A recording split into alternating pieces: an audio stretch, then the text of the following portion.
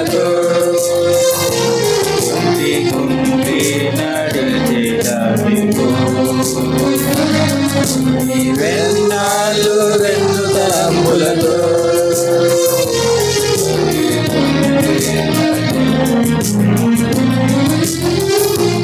యెహోవా నీ దేవుడా లేక వేరే దేవతలున్నారా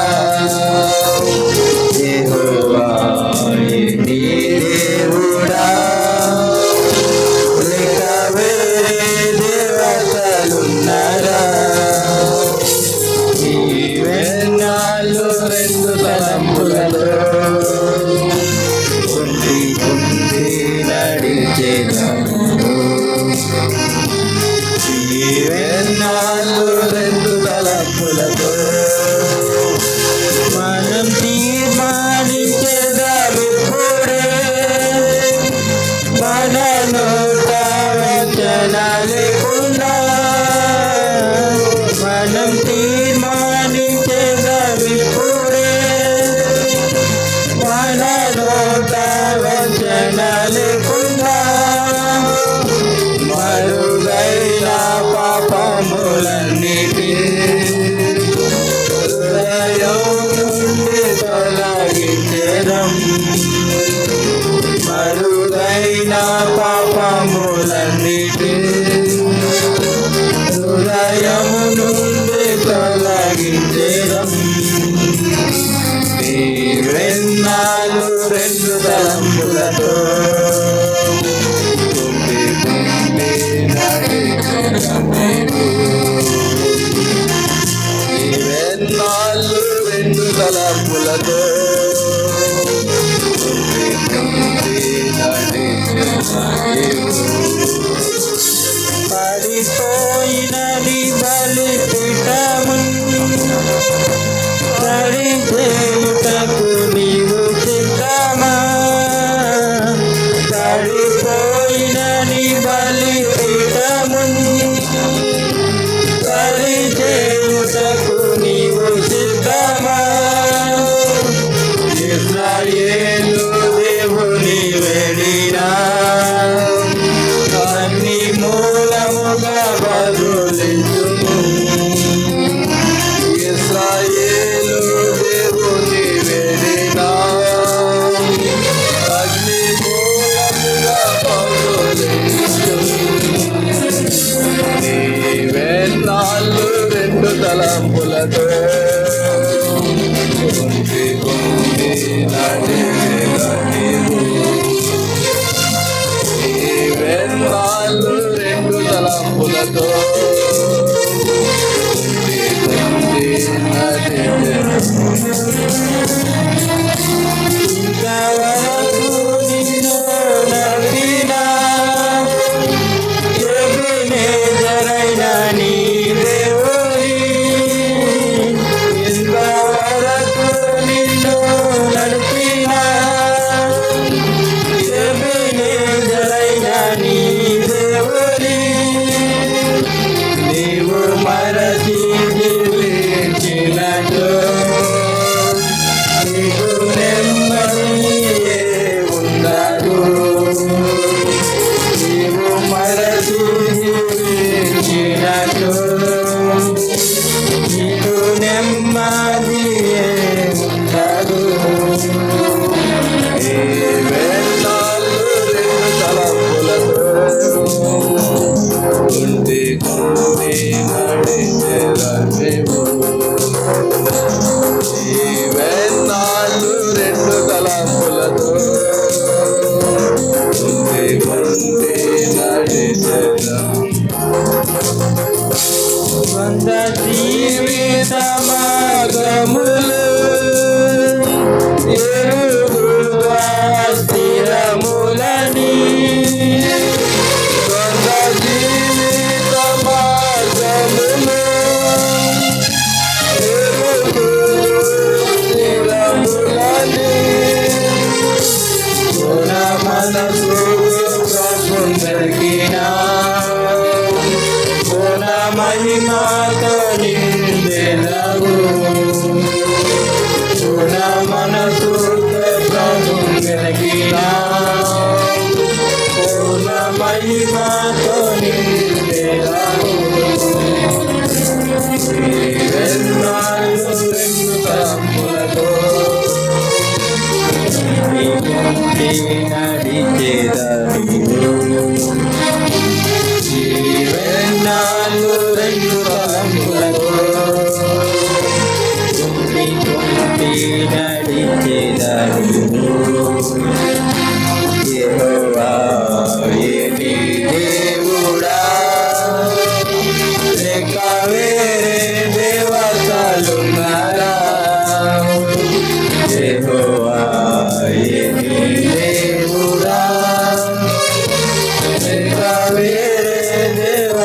చాలున్నారా? ఎన్నాళ్ళు రెండు తలంపులతో నడిచేదారు. ఎన్నాళ్ళు రెండు తలంపులతో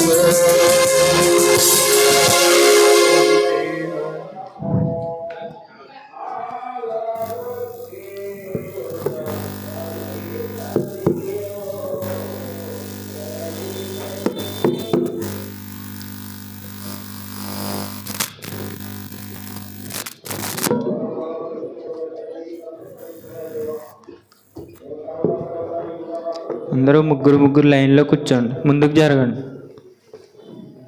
ముందు చాలా ప్లేస్ ఉంది. ముందుకు జరిగితే వెనకాల వచ్చిన వారికి సరిపోతుంది.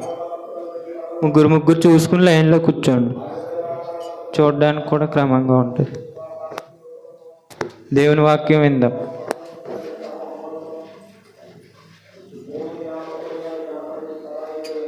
దేవుని శరీర రక్త మాంసములలో మనం పాలు పుచ్చుకునే ముందు ఒకసారి మన యొక్క ఆత్మీయ జీవితాలను ఒకసారి పరిశీలన చేసుకుందాం. ఏమనంటే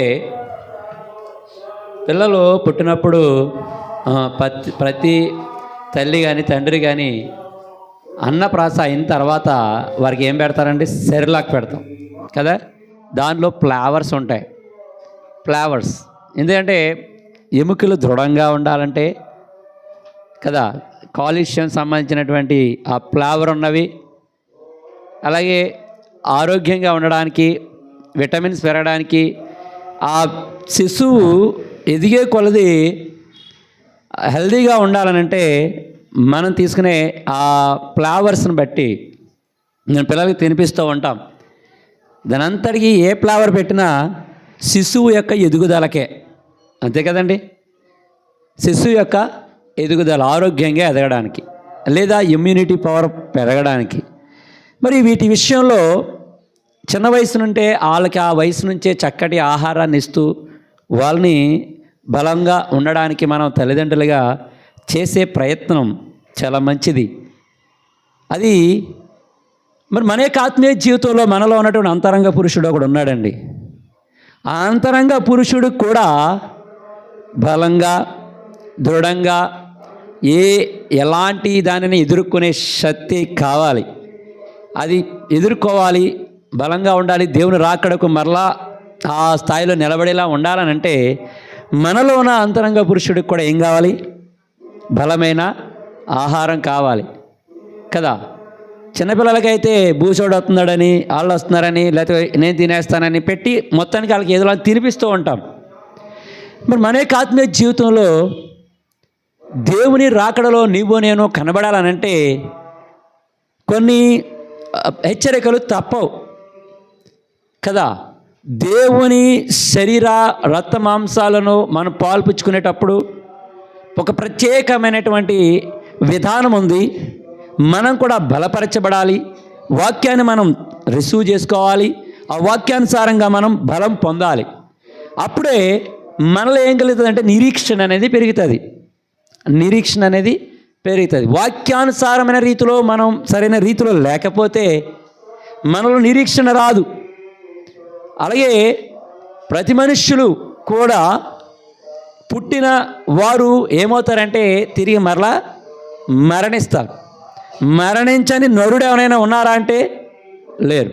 సో మరణించడం సహజం, అది దేవుడిచ్చింది. అలాగే మరణించిన తర్వాత సంగతి ఏమిటి కదా. మరణించిన తర్వాత నువ్వు పుట్టినప్పుడు నీకు జీవం ఎలా వచ్చిందో గ్రహిస్తే చనిపోయిన తర్వాత అది ఎక్కడికి వెళ్తుందో కూడా గ్రహించగలుగుతాం. నీకు జీవాన్ని మనలో ఆత్మగా జీవించు ఆత్మగా జీవవాయువుగా దేవుడు మనం జీవాత్మ అయ్యాం.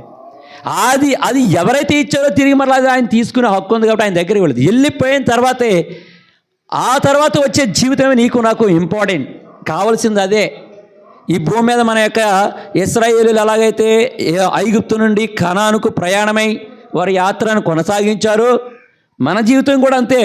భూలోకం నుండి ఇక్కడి నుంచి మనం ప్రయాణమై ఎక్కడికి వెళ్ళాలంటే దేవుని రాజ్యానికి వెళ్ళేంత వరకు మనం ఈ భూమి మీద యాత్ర సాగుతూ ఉంది. అది ఈ క్రమంలోనే కొన్ని హెచ్చరికలు మనం తీసుకోవాలి, కొన్ని మనం మార్చుకోవాల్సినవి ఉంటాయి. అది దేవుని వాక్యం ద్వారా మనం అది సరి చేసుకోవడానికి చూడండి. దేవుని యొక్క గ్రంథంలో దేవుని బలలో పాల్పుచ్చుకున్న వారైన మనము ఎలా ఉండాలనేది కొరింథీ రాసిన మొదటి పత్రికలో మనందరూ తెలిసిన భాగాన్ని మనం ఒకసారి చదువుకుందాం. కొరింథీ రాసిన పత్రిక, మొదటి కొరింథీ రాసిన పత్రిక 11వ అధ్యాయంలో మనం చదువుదాం. చూడండి, 27, 28 వచనాలు మనం చదువుకుందాం. 27, 28. కాబట్టి ఎవడు అయోగ్యంగా ప్రభు యొక్క రొట్టెను తినునో లేక ఆయన పాత్రలోనిది త్రాగునో వాడు ప్రభు యొక్క శరీరమును గూర్చియు రక్తమును గూర్చియు అపరాధి అగును. తర్వాత 28వ వచనం చదువుదామమ్మా. కాబట్టి ప్రతి మనుష్యుడు తన్ను తాను పరీక్షించుకొనవలెను, అలాగు చేసి ఆ రొట్టెని తిని ఆ పాత్రలోనిది త్రాగవలెను. ఎవరు పరిశీలన చేసుకోవాలని రాయబడి ఉందంట అక్కడ? ఎవరు పరిశీలన చేసుకోవాలని రాయబడి ఉందంట అక్కడ? ఎవరిని డివైడ్ చేయలే. ఈచ్ అండ్ ఎవ్రీ వన్, ప్రతి మనుష్యుడు కూడా, ప్రతి మనుష్యుడు, ఆ మనుష్యుడు ఆఫీసర్ అవ్వచ్చు, అటెండర్ అవ్వచ్చు, ప్రైమ్ మినిస్టర్ అవ్వచ్చు, నౌకర్ అవ్వచ్చు. అంటే మనుష్యుడు, వాయువు, జీవాత్మ ఉన్నటువంటి జీవం గల ప్రతి మనుష్యుడు కూడా ఏం చేయబడాలని రాయబడింది? ప్రతి మనుష్యుడు కూడా తన్ను తాను పరీక్షించుకోవాలి.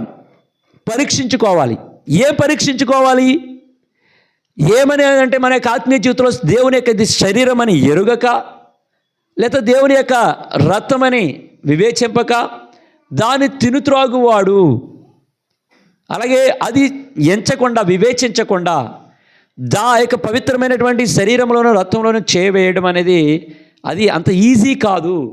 దానిలో చేవేసే ముందు ఏం చేయమనంటే పరీక్షించుకోవాలి. ప్రతి మనుష్యుడు కూడా స్థాయి లేదు అక్కడ. ఫలానా స్థాయి వాడని లేదు, ఫలానా కేటగిరీ అని లేదు, ఫలానా తెగవారని లేదు. ప్రతి మనుష్యుడు తన్ను తాను పరీక్షించుకోవాలి. అందుకనే ఇంతకుముందు పాడిన ఒక కీర్తనలో ఒక మాట ఉంది. మొదటి రాజుల గ్రంథంలో చూడండి. మొదటి రాజుల గ్రంథము 18వ అధ్యాయం 31వ వచనంలో అదే ఒక మాట రాయబడి ఉంది అక్కడ. సరి చేసుకోవడం, పరీక్షించుకోవడం. ఆ పరీక్షించుకోవడమే ఇప్పుడు మనం జ్ఞాపకం చేసుకున్నది సరి చేసుకునుట అని మార్చి చెప్తున్నాం. దాని పర్యాయ పదంగా తీసుకుంటున్నాం. ఏమనంటే మొదటి రాజుల గ్రంథము 18వ అధ్యాయము 31వ వచనం. యెహోవా వాక్కు ప్రత్యక్షమై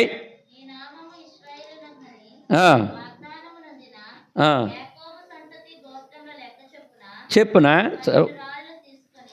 12 రాళ్ళు తీసుకొని ఆ రాళ్ల చేత యెహోవా నామమున ఒక బలిపీఠం కట్టించి దాని చుట్టూ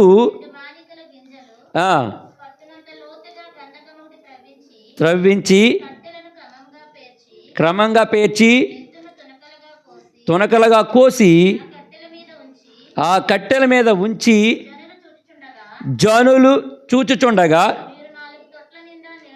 నీళ్లను నింపి కట్టెల మీదను పోయడని చెప్పాను. ఒక క్రమం చెప్తున్నాడండి అక్కడ కదా, ఏమి చేయాలో ఇదంతా జాగ్రత్త ఏమన్నాం కదా. ఆ యొక్క బలిపీఠమును ఎలా చేయాలి, దానికి ముందుగా బలిపీఠం దగ్గర కందకమును, నీళ్లను, వధించిన మాంసమును అవన్నీ పోర్చే ముందు, దీనికంటే ముందు దానికి ఒక క్రమం ఉందని చూడండి. 30వ వచనంలోకి వద్దాం. 30వ వచనం. అప్పుడు ఏలియా నా దగ్గరకు రండని జనులందరితో చెప్పగా జనులందరూ అతని దగ్గరికి వచ్చిరి.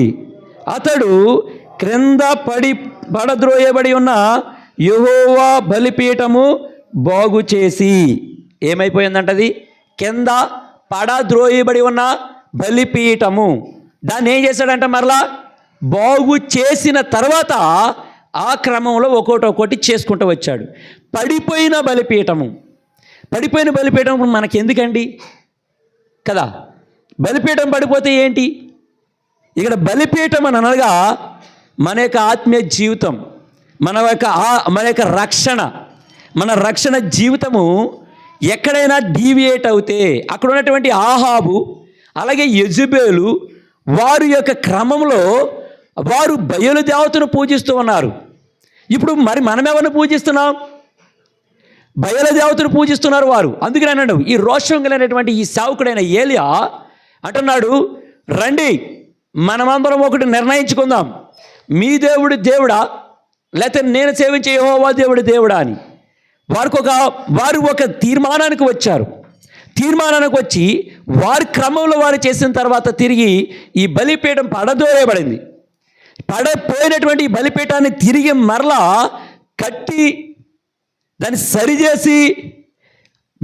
సరిచేసి దానికి ఒక క్రమమైనటువంటి పద్ధతిలో దేవుడు ఆజ్ఞాపించిన పద్ధతిలో దాన్ని సరిచేసి దానిని మరలా నిలవబెట్టెను.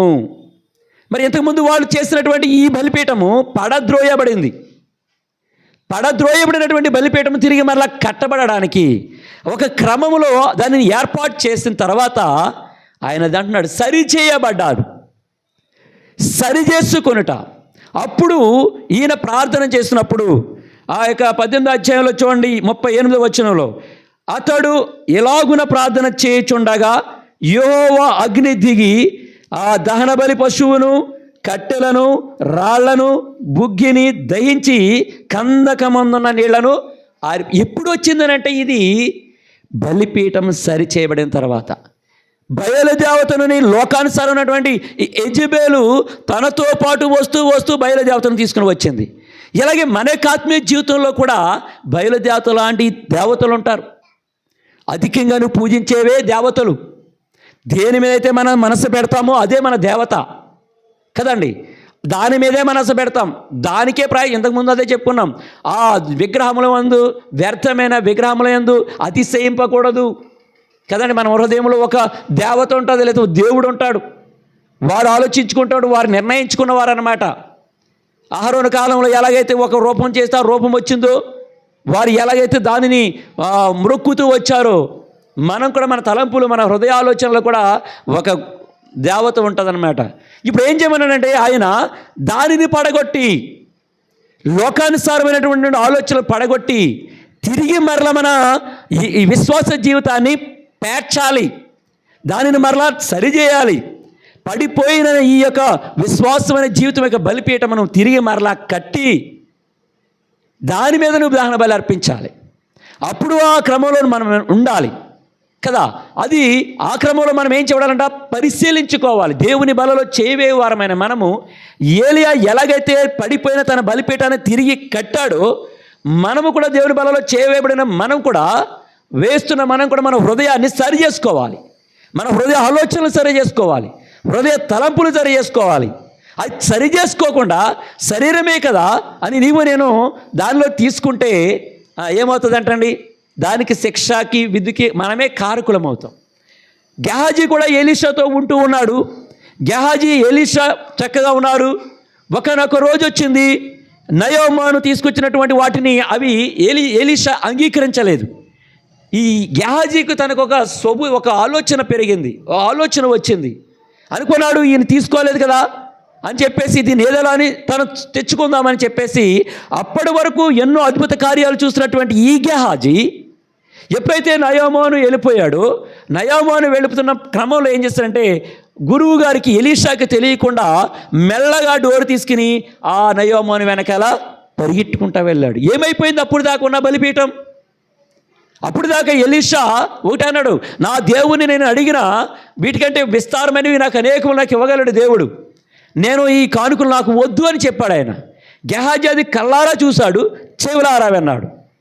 అలాగే ఒక శత్రురాజులు వచ్చినప్పుడు వారి మీద యుద్ధానికి వస్తే గెహాజీ వెళ్ళి చూసినప్పుడు అవునయ్యా చుట్టూ కూడా సైన్యం ఉందనంటే అప్పుడు వారికి గ్రుడ్డితనాన్ని కలిగించాడు దేవుడు. అప్పుడు వాళ్ళందరినీ తీసుకుని వచ్చి ఆహారం పెట్టి గెహాజీ చేత సాగనంపించాడు. ఈ గెహాజీ ఎంత అద్భుతమైన కార్యాలు చూశాడే, గెహాజీ ఎంతో ఆశ్చర్యమైనటువంటి కార్యాలు ఆ ఎలీషా చేస్తున్నప్పుడు అబ్జర్వ్ చేశాడే. మరి ఇప్పుడెందుకు నయోమాను తీసుకొచ్చిన వాటి మీద మనసు పెట్టుకున్నాడు? ఇప్పుడెందుకు తన యొక్క ఆలోచన డైవర్ట్ అయింది? ఇప్పుడు తన ఆలోచన నయోమోను తీసుకొచ్చిన కానుకల మీదకి వెళ్ళింది. మరి ఇప్పటి వరకు ఉన్నటువంటి విశ్వాసము, ఇప్పటి వరకు ఉన్నటువంటి నిరీక్షణ, ఇప్పటి వరకు ఉన్నటువంటి దేవుని యొక్క భక్తి క్షణాల్లో మారిపోయాడు. అందుకనే మారి ఏం చేశాడంటే తనకున్న విశ్వాస జీవితాన్ని పడగొట్టుకున్నాడు. అది పాడైపోయింది.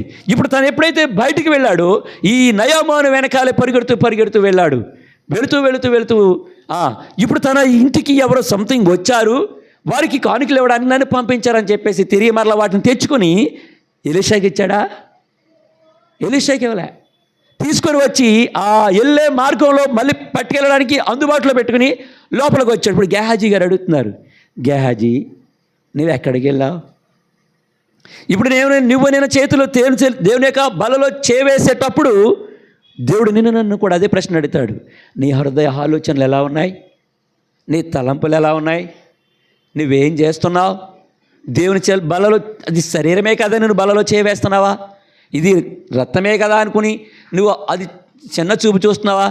దేవుడు నన్ను కూడా ప్రశ్న అడుగుతున్నాడు. గెహాజీని ఎలీషా ఏ రీతిలో అయితే ప్రశ్న అడుగుతున్నాడో ఇదేనా నా దేవుని బలలో చేయవేసే నన్ను కూడా ప్రశ్న అడుగుతున్నాడే. నిరీక్షణ మనం ఎలా అంటే పరిశీలించుకోవాలి, పరీక్షించుకోవాలి. మనం పరీక్షించుకోవాలి. నేను చేసినది రైటా రాంగా? నేను ఎంచుకున్న మార్గం, నేను ఎంచుకున్న ఆలోచనలు, నేను ఎంచుకున్నటువంటి ఆ క్రమము రైటా రాంగా అనేది మనం పరిశీలించుకోవాలి.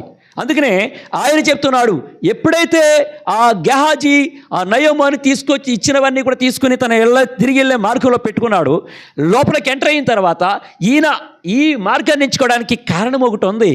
ఏంటంటే ఆయన కళ్ళు సరిగా కనబడు. అందుకనే గెహాజీ చేసే ప్రతి పనికి సాక్ష్యం అనేది కనబడదు అనుకున్నాడు. సాక్ష్యం కనబడదు. ఆయన ఇంకొక చాలా ఇంపార్టెంట్ సందర్భం కూడా చూశాడు. ఆయన ఏంటనంటే యెరోబాము భార్య మారువేషం వేసుకుని దేవుని సేవకుడని ఎలీషా దగ్గరికి వస్తుంది.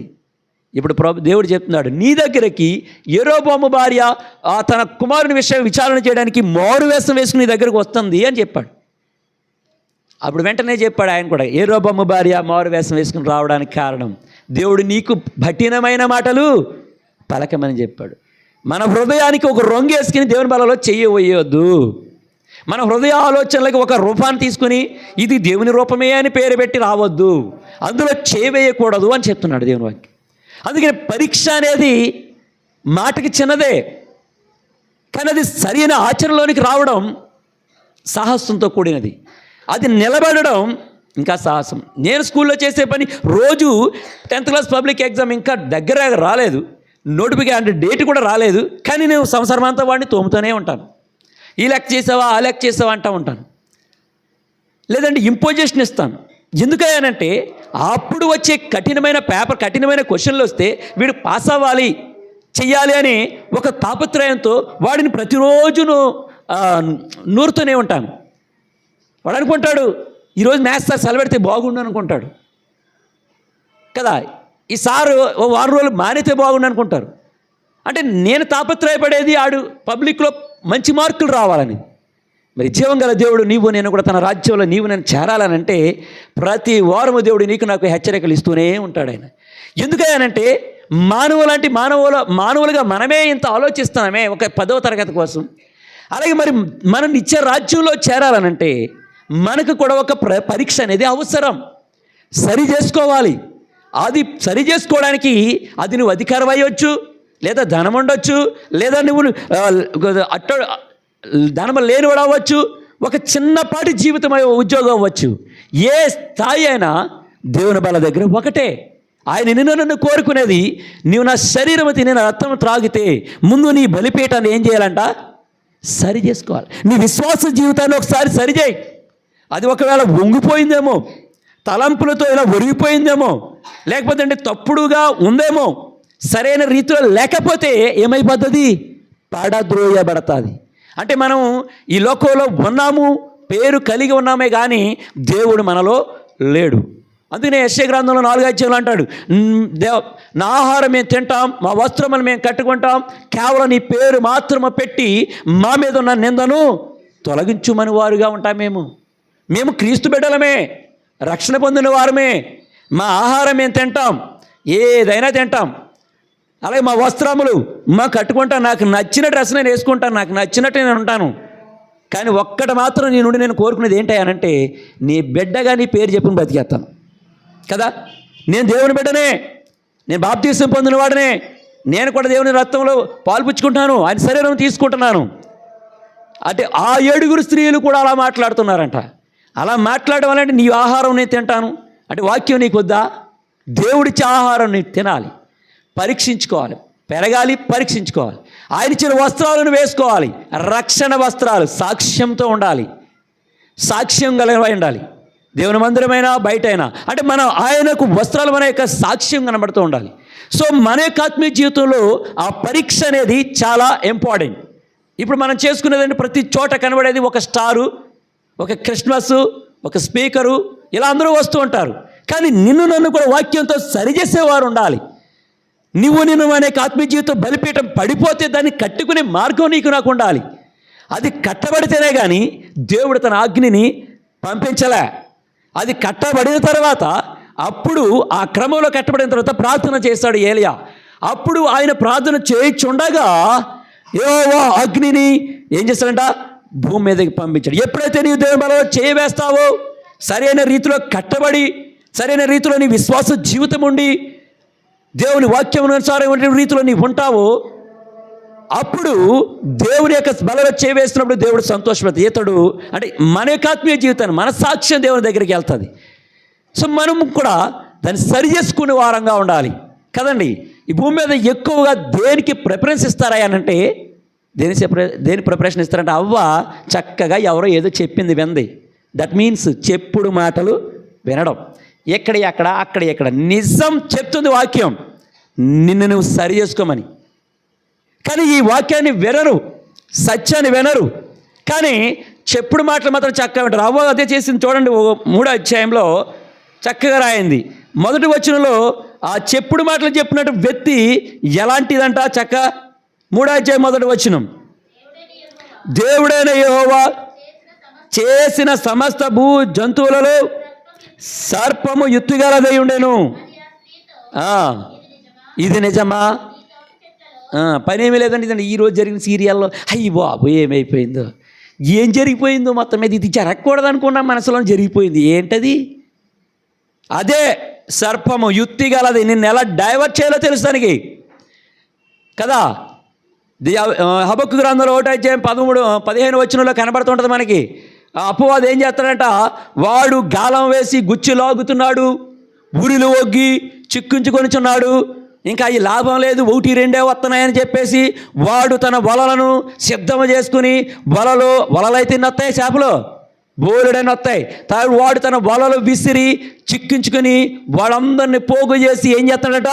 గొంతులు వేయుచున్నాడు. ఆ వలలో అందరము ఉన్నామని అంటున్నాడు. ఏమిటా వలనంటే వల ఇంగ్లీష్లో మాట్లాడతలేదు ఎవరును. ఏంటది? అందరి దగ్గర ఉన్నాయా వల? ఉంటాయి. వల లేకుండా ఉండదు. ఆ వల ఎవరిదై ఉండాలి. ఆ వలలో ఏ చేపలు ఉండాలి కదా. ఆ వల అదే మరి వాడు గుచ్చి లాగి సంతోషపడుతుంది. నిజం కదా. అందుకనే ఇక్కడ అంటున్నాడు యుక్తి గలదై ఉన్నదంట. ఎలా ఉందంట? సర్పము అపవాది యుక్తి గలదై ఉంది. ఇప్పుడు వచ్చి అంటుంది ఇది నిజమా అని చెప్తుందంట. చెప్పుడు మాటలు అంటే ఇవన్నమాట. దేవుని వాక్యం స్ట్రైట్గా మాట్లాడడం వినరు. కానీ దేవుని వాక్యానికి లోబడరు. వాక్యం ఇది చేయొద్దు అని చెప్తుంది. కానీ ఇది చెప్పుడు మాటలు అంటే. ఈ మాటలు వినటం వలన ఏమైందంటే అమ్మగారు నమ్మేశారు. నమ్మేసిన తర్వాత దేవుని యొక్క స్వరం వినబడుతుంది. 8వ వచనంలో చూడండి. 8వ వచనంలో ఏమని రాయబడి ఉంది? అదే 3వ అధ్యాయం 8వ వచనం. సల్లపోటను ఆదామును అతని భార్యయు తోటలో సంచరించుచున్న దేవుడైన యెహోవా స్వరమును విని యుద్ధకు రాకుండా ఏం చేస్తున్నారంట? తోట చెట్ల మధ్యన దాక్కున్నారు. ఏ స్వరం విన్నప్పుడు? దేవుని స్వరం విన్నప్పుడు వారు దాక్కున్నారు. ఏమైంది? చెప్పుడు మాటలు వినుట వలన, అపవాదిని తనలోనికి చేర్చుకునటం వలన, తన సహవాసం అపవాదితో చేయడం వలన ఇప్పుడు ఏమైపోయిందంటే బలిపీఠం కాస్త కొలాప్స్ అయిపోయింది.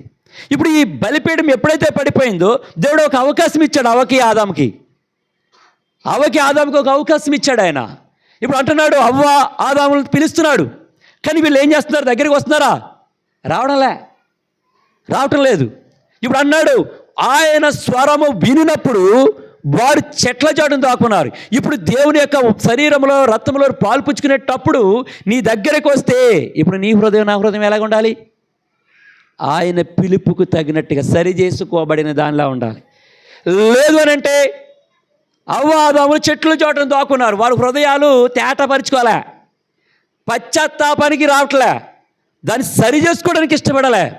వారు ఉన్నారే కానీ దోక్కున్నారు.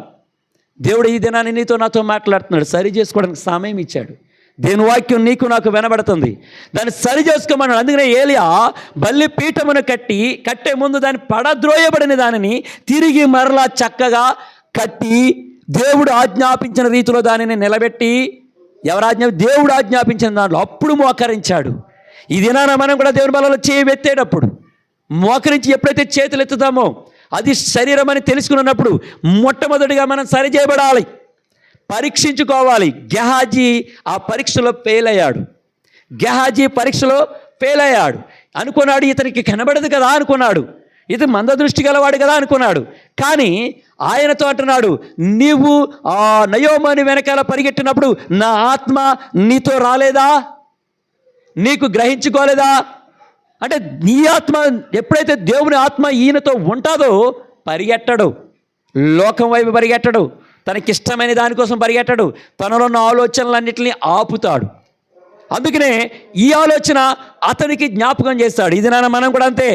మనం మందిరం అయిపోయిన తర్వాత ఇంటికి వెళ్ళిన తర్వాత మనం దేని వెనకాల పరిగెడుతున్నాం? సీరియల్ వెనకాల పరిగెడుతున్నావా? సినిమా వెనకాల పరిగెడుతున్నావా? నీకు నచ్చిన లోకానుసారమైనటువంటి వ్యభిచారం వైపు పరిగెడుతున్నావు, వ్యభిచార ఆలోచనలో పరిగెడుతున్నావా? ఏ తలపుతో వెళుతున్నావు ఒకసారి ఆలోచన. అందుకనే ఇక్కడ గెహాజీతో చెప్తున్నాడు, నీవు వెళ్ళినప్పుడు నా ఆత్మ నీతో, ఈ దినాన దేవుని ఆత్మ మనతో ఉండాలి.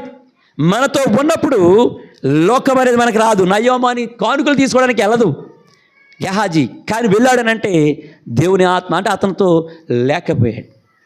అందుకని మనలో మనం పరీక్షించుకోవాలి, ఎవరి ఆత్మ కలిగిన వారం. జీవంగా దేవుడు నీ కొరకు నా కొరకు తన ఆత్మను మనకి ఇచ్చాడు. ఆ ఆత్మను కలిగిన వారం అయితే గెహాజీలా పరిగెట్టం. యెరోబోము భార్యలాగా దేవుని మందిరంలో మారు వేషం వేసుకుని రా. మారు వేషం అంటే వేరే రూపమేం కాదు, హృదయంలో ఒకటి ఉంటుంది, ఆరాధన ఒకటి ఉంటుంది. వస్తాం ఎట్ ప్రజెంట్ అంటే ఆయనకి ఇవ్వాల్సినది ఇవ్వం, హృదయం. అది మారు వేషం అంటే వేషధారణ. అందుకనే నేను వేషధారణతో దేవుని బలలో చేయవేయకూడదు.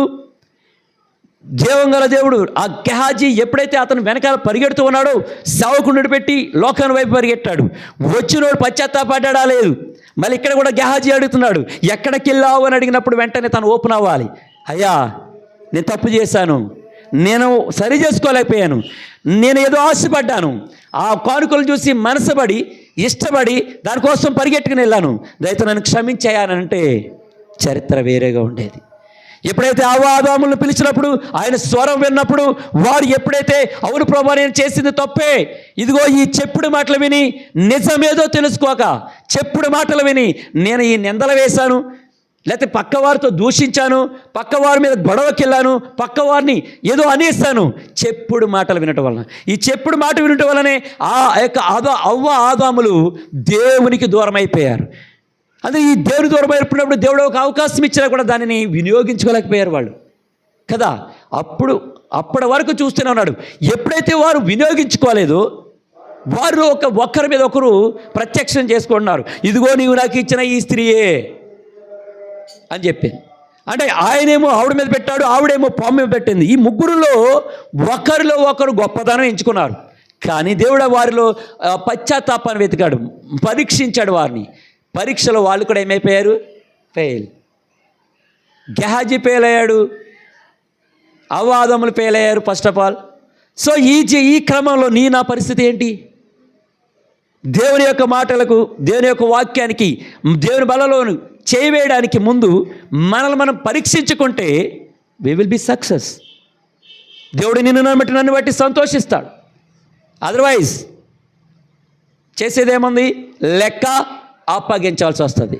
చూడండి, 1 కొరింథీయులకు రాసిన పత్రిక 5వ అధ్యాయము 10వ వచనంలో వ్రాయబడి ఉంది. 1 కొరింథీయులకు రాసిన పత్రిక 2వ అధ్యాయము 2 కొరింథీయులకు రాసిన పత్రిక 5వ అధ్యాయం 10వ వచనం. 2 కొరింథీయులకు రాసిన పత్రిక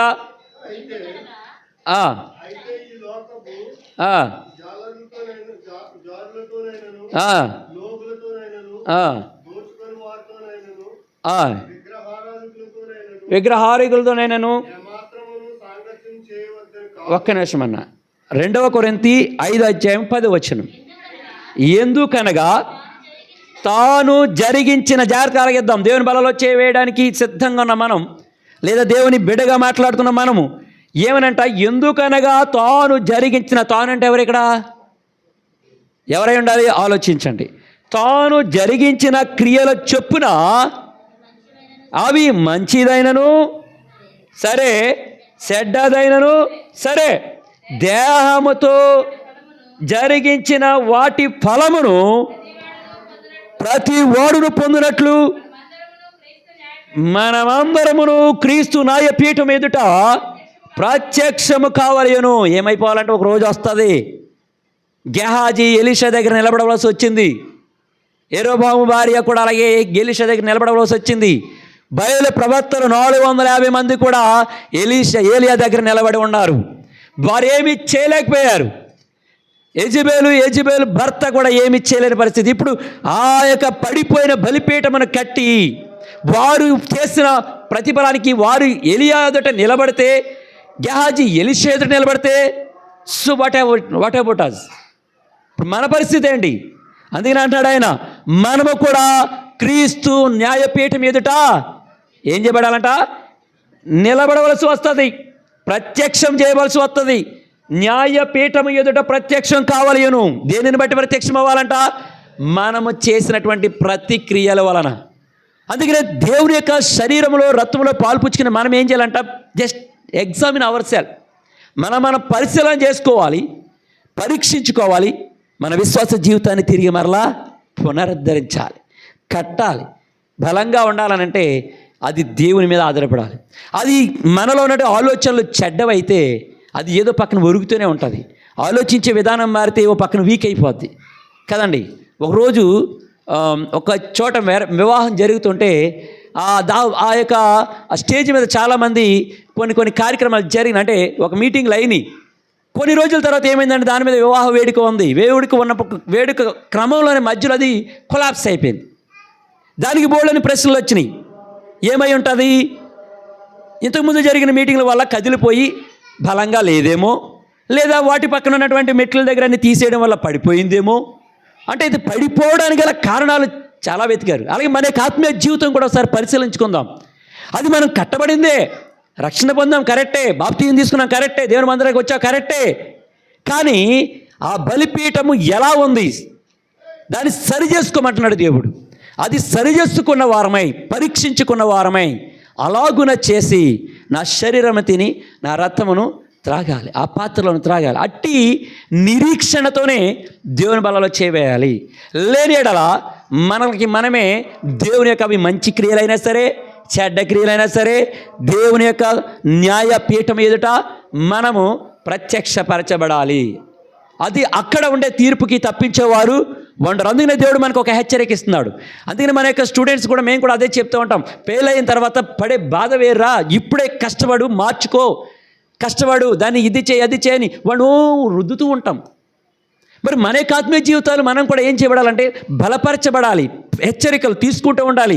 కోపపడితే ఏం చేయలేం, కోపపడితే ఏమవుతుంది, మాకు తెలుసారంటాడు, నన్ను ఎందుకు కొట్టారంటాడు. కొట్టకపోతే రేపు పొద్దున్న ఫెయిల్ అవుతాడు, ఇంకా సంవత్సరం ఏడుతాడు ఇంటికాడ కూర్చొని, కొడతాను అంతే అంటాను. మరి ఇక్కడ ఎవరు కొట్టేవాళ్ళు ఉన్నారు, అడిగేవాళ్ళు ఎవరు ఉన్నారు కదా. గెహాజీ అదే అనుకున్నాడు, ఈయన కనబడదు కదా అనుకున్నాడు. కానీ దేవుడు ఏం చేస్తున్నాడంట, తనను మన పరిశీలన చేస్తున్నాడు. చూడండి 2వ దినవృత్తాంత గ్రంథంలో రెఫరెన్స్ సరైన ఐడి లేదు. తన ఎడల యథార్థ హృదయం గలవారిని బలపరచుటకై యెహోవా కనుదృష్టి లోకమందంతటా సంచారం చేస్తుంది. ఆ సంచారం చేసే క్రమంలో నీవు నేను ఉంటాం.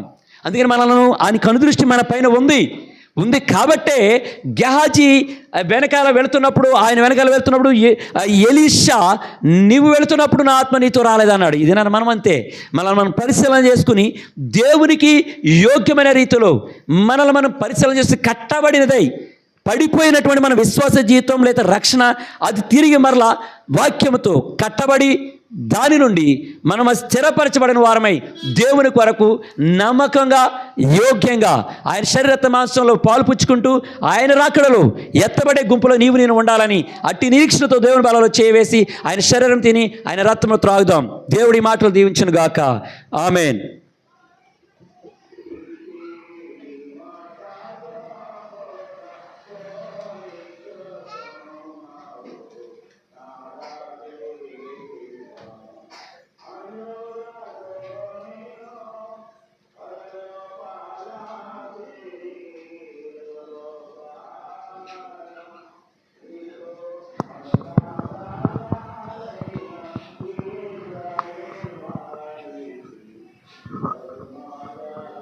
దయతో